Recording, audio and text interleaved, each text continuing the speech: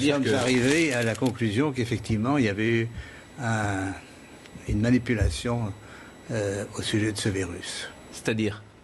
Eh bien, qu'une partie, je ne dis pas le total, n'est-ce pas, mais il y a un modèle qui est évidemment le virus classique, et là c'était un modèle surtout venant de la chauve-souris, mais à ce modèle, on a par-dessus ajouté des séquences notamment du VIH, le virus du sida.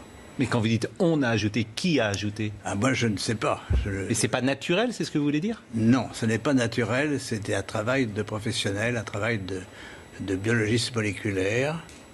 C'est un travail très minutieux, on peut dire d'horloger, on peut dire au niveau des séquences. Mais dans quel but? Dans quel but, ça, ce n'est pas clair. Moi, je l'expose, si vous voulez. Mon travail, c'est d'exposer les faits, c'est tout. Je n'accuse personne, je ne sais pas qui a fait ça et pourquoi.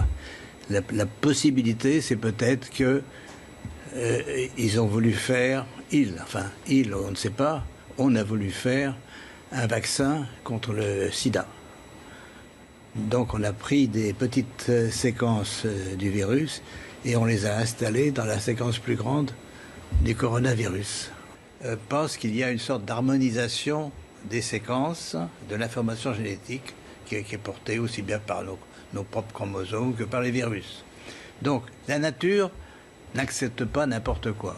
C'est-à-dire on peut faire n'importe quoi à la nature, mais si vous faites une construction artificielle, elle a peu de chances de survivre. C'est-à-dire que la nature aime les choses harmonieuses et ce qui n'est étranger, par exemple, un autre virus venant d'un autre virus, n'est pas bien toléré. Donc ce qui se passe au fur et à mesure qu'il y a l'épidémie qui se développe, notamment aux États-Unis où c'est le plus grand nombre de cas, il y a une évolution par des mutations, n'est-ce pas?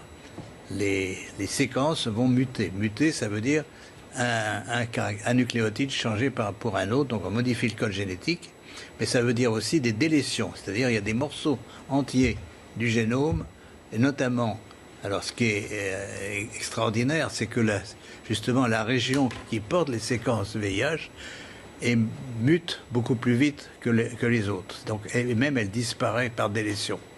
Donc on a des patients dont on a isolé le virus et fait la séquence du virus dans la partie ouest des États-Unis, à Seattle, et cette séquence est presque démolie et ne marche plus.